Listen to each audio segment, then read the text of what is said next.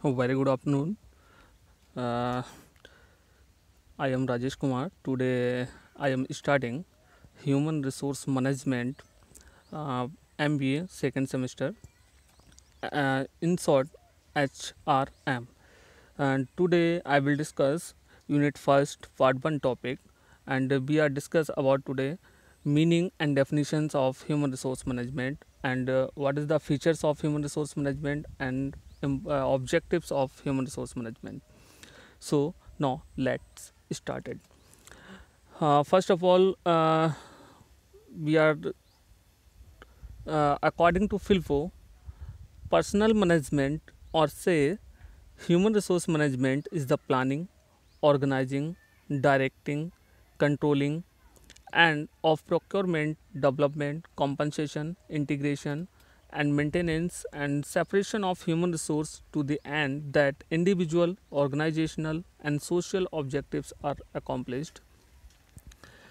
तो फ्रेंड्स, अगर हम इसको ह्यूमन रिसोर्स मैनेजमेंट के बारे में अगर बात करते हैं, तो अकॉर्डिंग टू फिल्पो एक ऑथर हैं, इनका पूरा नाम एडविन बी फिल्पो है, और इनके अकॉर्डिंग हम पर्सनल मैनेजमेंट जैसे कि ह्यूमन रिसोर्स मैनेजमेंट की बात करते हैं, और शेष इन्होंने क्या कहा था कि human resource management is the planning.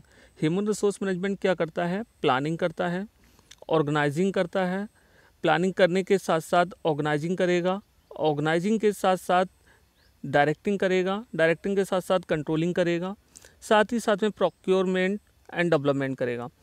कहने का जो इनका मतलब है वो ये है कि जो ह्यूमन रिसोर्स मैनेजमेंट होता है वो प्लानिंग करता है। Planning is deciding in advance is what to do, when to do, where to do and how will do it. Organizing is कि हमें ऑर्गेनाइजेशन का स्ट्रक्चर कैसा होना चाहिए, कि हमारा रिक्रूटमेंट है, कितना स्टाफ की रिक्वायरमेंट है, कितनी नहीं है। साथ ही साथ में डायरेक्टिंग और कंट्रोलिंग, यानी कि उनको डायरेक्शन देना, प्रॉपर डायरेक्शन देना, कंट्रोलिंग करना ऑफ प्रोक्योरमेंट। किस चीज़ का? प्रोक्योरमेंट का। प्रोक्योरमेंट का मतलब होता है एक प्रकार से कि रिक्रूटमेंट करना, recruitment and selection also the part of procurement. And जो हमने रिक्रूटमेंट किए हैं एम्प्लॉयज़, उनको क्या करना? डेवलप करना, उन एम्प्लॉयज़ को डेवलपमेंट करना। साथ ही साथ में कंपनसेशन, यानी कि जो एम्प्लॉयज़ हमारी ऑर्गेनाइजेशन में हैं, जो एम्प्लॉय हमारी ऑर्गेनाइजेशन में वर्क कर रहे हैं, उनका कंपनसेशन, यानी कि जो सैलरी है उनकी या जो वेजेस है उनका, उनके बारे में।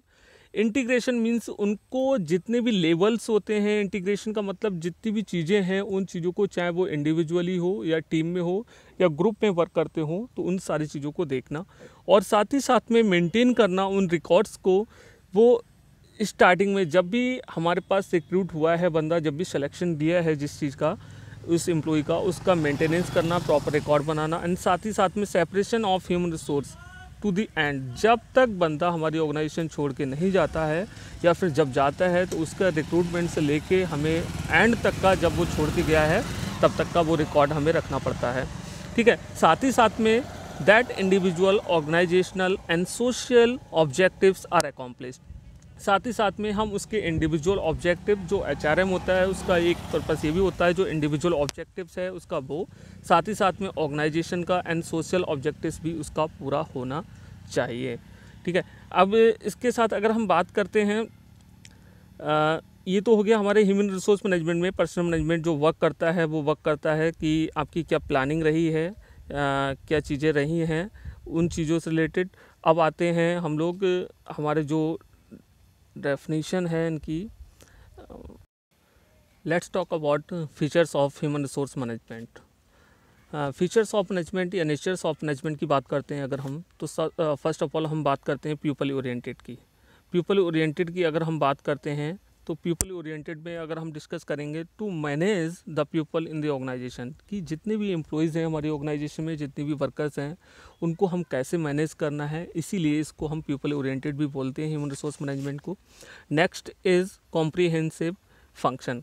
कॉम्प्रिहेंसिव फंक्शन क्यों बोला जाता है इसको? इसलिए बोला जाता है क्योंकि कॉम्प्रिहेंसिव फंक्शन मीन्स हम जितनी भी ऑर्गेनाइजेशन में जितने भी एम्प्लॉयज़ हैं, वो चाहे किसी भी लेवल्स पे वर्क करते हो, टॉप मैनेजमेंट पे, मिडिल मैनेजमेंट पे या लोअर मैनेजमेंट पे, तो जो HRM होता है वो कॉम्प्रहेंसिव वर्क करता है कि सभी लोगों के साथ ऑल द लेवल्स पे वर्क करता है और उसको जो चीज़ें चाहिए होती हैं उसके अकॉर्डिंग, मैनेजमेंट के अकॉर्डिंग अपने आप को मैनेज करता है और उस वर्कर्स की नीड्स को फुलफिल करता है।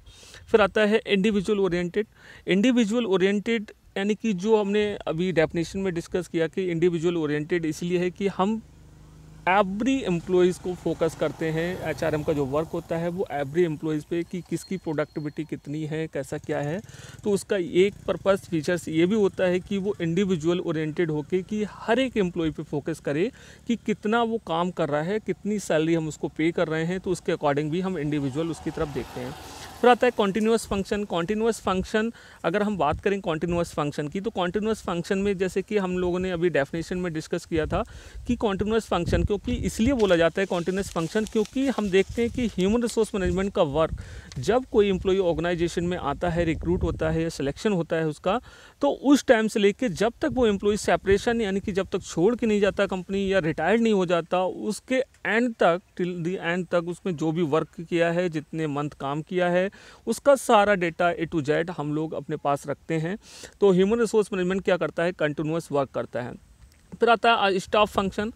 स्टाफ फंक्शन की अगर हम बात करते हैं तो स्टाफ फंक्शन में अगर हम बात करते हैं तो जैसे कि एक प्रिंसिपल्स ऑफ मैनेजमेंट की थ्योरी है, आप लोगों ने पढ़ी होगी, स्टूडेंट्स जितने भी हैं आपने फर्स्ट सेमेस्टर में, जिसमें हमने एक 14 प्रिंसिपल्स ऑफ हेनरी फोल्ड पढ़े थे, जिसमें हम लोगों ने डिस्कस किया था स्टाफ एंड लाइन ऑर्गेनाइजेशन। ठीक है, ऑर्गेनाइजेशन का पार्ट था जिसमें टाइप्स ऑफ ऑर्गेनाइजेशन का लाइन एंड स्टाफ ऑर्गेनाइजेशन। तो इसमें स्टाफ फंक्शन जो होता है, स्टाफ फंक्शन का वर्क होता है कि जितने भी सपोर्टेड वर्कर्स हैं, जितने भी सपोर्टेड लोग हैं, उन लोगों को क्या करना, उन लोगों के लिए जितनी भी चीज़ें हैं उनको गाइडेंस देना, उन लोगों को सपोर्ट करना, उन लोगों को डायरेक्शन प्रोवाइड कराना, इन लोगों की चीज़ें हैं। फिर आता है परवेसिव फंक्शन। परवेसिव फंक्शन क्या है, परवेसिव फंक्शन यानी कि जो हमने डिस्कस किया था as a work of comprehensive function की तरफ वर्क करता है। परवेसिव फंक्शन में भी जितने भी वर्क्स होते हैं, चाहे वो कॉर्पोरेट लेवल पे हो, चाहे वो फंक्शनल लेवल पे हो, चाहे फिर वो लोअर लेवल पे हो, हर लेवल पे वो क्या करता है, वर्क करता है। HRM का काम होता है कि तीनों लेवल्स पे कोऑपरेट बना के रखे और एक दूसरे की जो इन्फॉर्मेशंस हैं उसको गेन करे और साथ ही साथ में उनको कोई कन्फ्लिक्ट्स हैं, चाहे वो ग्रीवांस से रिलेटेड हो या किसी और चीज़ से रिलेटेड हो, वो सारी चीज़ें भी इनके पास रहें। फिर आता है चैलेंजिंग फंक्शन। हम लोगों ने डेफिनेशन में पढ़ा था क्योंकि चैलेंजिंग फंक्शन इसलिए होता है क्योंकि जब तक हम अपनी ऑर्गेनाइजेशन में चैलेंज वर्क नहीं देंगे अपने एम्प्लॉयज़ को, तो उनके अंदर जो भी उनकी एबिलिटी है एम्प्लॉयज़ की वर्क करने की, वो क्या होती चली जाएगी, डम होती चली जाएगी, लोअर होती चली जाएगी। इसीलिए हम उसको टास्क ऐसे प्रोवाइड करते हैं जैसे कि वो अपनी जो स्किल्स है उसको इन्हांस करे और आगे बढ़े। डेवलपमेंट ओरिएंटेड हम इसलिए बोलते हैं इसको कि डेवलपमेंट ओरिएंटेड अगर हम बात करते हैं तो डेवलपमेंट में हम देखते हैं कोई भी ऑर्गेनाइजेशन हुई कि उसको हम पॉजिटिव फंक्शन की तरह लेते हैं, क्योंकि पॉजिटिव फंक्शन की तरह अगर हम इसको नहीं लेंगे तो जितने भी वर्कर्स हैं हमारे ऑर्गेनाइजेशन में वर्क करने वाले, तो उनकी तरफ से अगर हम देखेंगे तो डेवलपमेंट ओरिएंटेड को हम अपने जितने भी एम्प्लॉयज़ हैं, चाहे वो इंडिविजुअल लेवल पे हो, टीम लेवल पे हो या फिर ग्रुप लेवल पे हो, तो उन लोगों को हम क्या करते हैं, आगे डेवलप करते हैं, उनको ट्रेनिंग प्रोग्राम्स देते हैं, ट्रेनिंग प्रोवाइड कराते हैं। तो ये सारी चीज़ें हैं हमारे फीचर्स में। ठीक है, तो ये सारी चीज़ें थी यहाँ तक फीचर्स में हमारे। और उसके बाद अगर हम बात करें, अगर हम ऑब्जेक्टिव्स की बात करें, objectives of human resource management क्या होते हैं, तो ऑब्जेक्टिव्स में अगर बात करें तो सबसे पहला ऑब्जेक्टिव है हमारा कि जो ऑब्जेक्टिव है सबसे पहले वो आता है हमारा to improve this service rendered by enterprise through building better employees morale which leads to more efficient individual and group performance.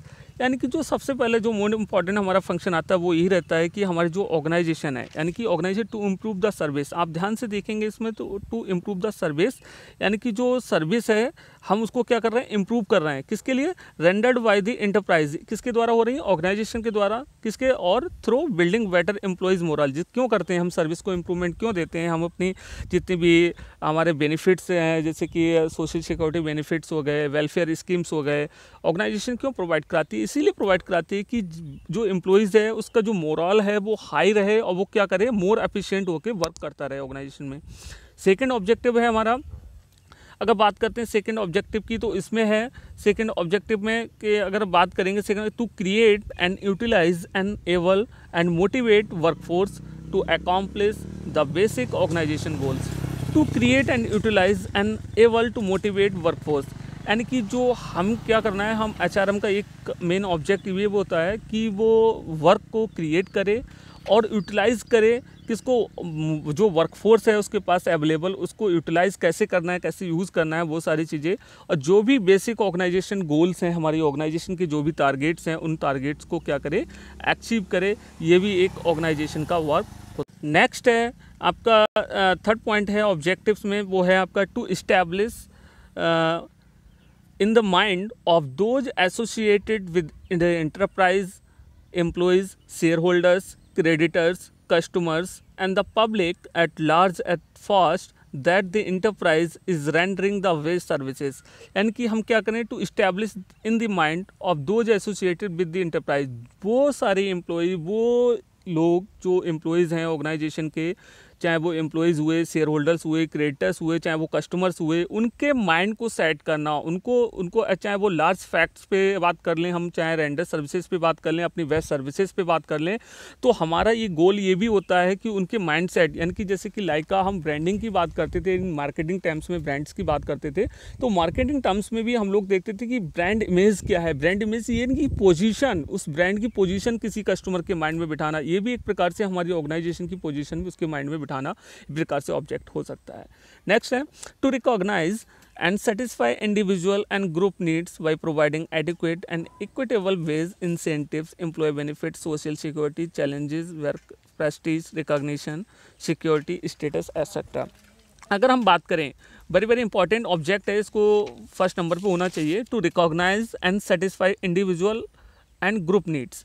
हमें क्या करना है, रिकॉग्नाइज करना है एंड सेटिस्फाई करना है किसकी, इंडिविजुअल, जो पर्सन है, जो एम्प्लॉयज़ है, चाहे वो इंडिविजुअल हुआ या फिर ग्रुप, जो भी उसकी नीड्स हैं, इंडिविजुअल पर्सन की जो एम्प्लॉई है हमारे यहाँ, या फिर जो ग्रुप है, टीम है, उसकी needs, by providing adequate and equitable. जो भी चीज़ें हैं किसी लाइक, जैसे कि एग्जाम्पल बात करते हैं हम बेजिस की, इंसेंटिव्स की, एम्प्लॉय बेनिफिट्स की। अगर हम टर्म्स में बात करते हैं, जो बेजेस जो टाइम टू टाइम वर्क करने के बदले में जो हमें मिलता है बेजेस, इंसेंटिव्स जो मिलते हैं उसके एक्स्ट्रा एक्टिविटीज़ के अकॉर्डिंग, जो एक्स्ट्रा सरप्लस देता है उसके अकॉर्डिंग जो मिलते हैं। एम्प्लॉय बेनिफिट जैसे सोशल वेलफेयर एक्टिविटीज़ होती हैं, सोशल वेलफेयर स्कीम्स होती हैं, like example EPF employee provident fund और एम्प्लॉय स्टेट इंश्योरेंस एक्ट और बेजेस एक्ट, बोनस एक्ट, बहुत सारे एक्ट्स हैं उनके बारे में। सोशल सिक्योरिटी के बारे में, चैलेंजिंग वर्क हम उसको प्रोवाइड कराते हैं ताकि एम्प्लॉयज़ अपना मोरल को डाउन ना करे, अपनी स्किल्स हैं उसको इन्हांस करता रहे। प्रेस्टीज यानी कि उसकी प्रेस्टीज को, स्टैंडर्ड ऑफ लिविंग को उसको बेटर करते हैं। रिकॉग्नाइज करते हैं, रिकॉग्नाइज और रिवार्ड्स में थोड़ा सा डिफरेंस होता है, कहीं ना कहीं पे जो स्टूडेंट्स होते हैं वो थोड़ा परेशान होते हैं कि रिकॉग्निशन एंड रिवार्ड्स क्या होते हैं। तो मैं आपको बता दूं, जो रिवार्ड्स होते हैं वो रिवार्ड्स एक प्रकार से पुरस्कार होता है जो हमें दिया जाता है किसी अच्छे वर्क के बदले में। रिकॉग्निशन भी एक प्रकार से हम कहीं ना कहीं रिवार्ड्स को इसलिए नहीं रोक सकते क्योंकि रिवार्ड्स हमारा इन टर्म्स ऑफ कैश में भी हो सकता है, बट रिकॉग्नाइज जो होता है, रिकॉग्निशन जो होता है वो हमें कहीं ना कहीं स्टेज पर बुला के, या कह सकते हो हमें कहीं पर पब्लिक में या किसी अच्छी जगह जहाँ पे भी मीटिंग चल रही है हमारी हायर अथॉरिटीज़ की, हमारे टॉप मैनेजमेंट की, वो हमें रिकॉग्नाइज़ करते हैं कि इस एम्प्लॉय ने बहुत अच्छा काम किया है परफॉर्मेंस अप्रेजल के थ्रू। तो उन चीज़ों से हमें क्या होता है, एक एम्प्लॉय का जो मोरल होता है वो इम्प्रूव होता है। फिर सिक्योरिटी की बात करते हैं, लाइक जॉब सिक्योरिटी की बात करते हैं। अगर एम्प्लॉयज़ को ये डर लगेगा कि उसकी जॉब सिक्योर नहीं है तो वो उसका मोरल ऑटोमेटिक वहीं से कम हो जाएगा और वो काम करना स्लो कम कर देगा। स्टेटस की बात करते हैं, स्टेटस उसका क्या है, जो हम स्टेटस को जैसे कि लाइक एग्जांपल उसकी पोजीशन के अकॉर्डिंग उसका स्टेटस या फिर अपने स्टैंडर्ड ऑफ लिविंग उसके इम्प्रूव करते रहते हैं। ये भी एक प्रकार से एग्जाम्पल है हमारे human resource management. Next objectives की बात करते हैं तो इसमें to employ the skills and knowledge of employee efficiently effectively, कि जितने भी एम्प्लॉयज़ हैं उनकी स्किल्स को, उनकी नॉलेज को, जो एम्प्लॉयज़ हैं हमारे पास उनकी स्किल्स एंड नॉलेज को एम्प्लॉय अच्छे से यूज़ करे एफिशिएंटली इफेक्टिवली। नेक्स्ट है strengthen appreciate the human assets continuously by providing training and development programmes, यानी कि जो भी स्ट्रेंथ है उसको अप्रिशिएट करे, जो भी एम्प्लॉयज़ हैं हमारे उनको अप्रिशिएट किया जाए वो, क्योंकि कोई भी एम्प्लॉयज़ होता है वो हमारी ऑर्गेनाइजेशन की एसेट्स होती हैं, उनको कंटिन्यूसली हम क्या करें, ट्रेनिंग प्रोवाइड कराएं और साथ साथ में ऐसे डेवलपमेंट प्रोग्राम्स कराएं जिसके थ्रू क्या कर सकते हैं, हमारे एम्प्लॉय जो हैं उनकी प्रोडक्टिविटी को इंक्रीज़ कर सकते हैं। नेक्स्ट है आपका to maintain high employee morale and sound human relation by sustaining and improving the various conditions and facilities to maintain high employee morale, यानी कि जो हमें जो एम्प्लॉयज़ हैं हमारी ऑर्गेनाइजेशन में उनके मोरल को इम्प्रूव करना, साथ ही साथ में हम अगर बोलेंगे एम्प्लॉयज़ को मोरल इम्प्रूव करने के साथ साथ में जो ह्यूमन रिलेशन हैं हमारे, चाहे वो लोअर लेवल पे हुए, मिडिल लेवल पे हुए या अपर लेवल पे हुए, उनको सस्टेन करना, साथ साथ में वेरियस कंडीशन, कोई भी कंडीशंस हुई उसके साथ साथ में वेरियस फैसिलिटीज़ प्रोवाइड कराना, ये भी एक ऑब्जेक्ट होता है। मेन फोकस क्या रहता है, जो एम्प्लॉयज़ हैं उनके रिलेशन को इम्प्रूव किया जाए, एम्प्लॉयज़ के मोरल को इंक्रीज़ किया जाए, अपनी ऑर्गेनाइजेशन की प्रोडक्टिविटी को इंक्रीज़ किया जाए, साथ ही साथ में जो हमारी इंडस्ट्री है to create the industrial peace, उस इंडस्ट्री में शांतिपूर्ण वातावरण बना रहे, ठीक है। और साथ ही साथ में हम obtain and sustain competitive advantage, जो भी हमारे एडवांटेज हैं हमारे साथ साथ सोसाइटी में हमारे सामने के कॉम्पिटिटर्स में, उसको अचीव करते रहें। तो ये आज के लेसन में हमारा इतना था, जिसमें हमने पढ़ा हमारे definition of human resource management क्या है, फीचर्स क्या हैं ह्यूमन रिसोर्स मैनेजमेंट के, एंड नेक्स्ट हमने पढ़ा objectives of human resource management क्या है। Thank you guys.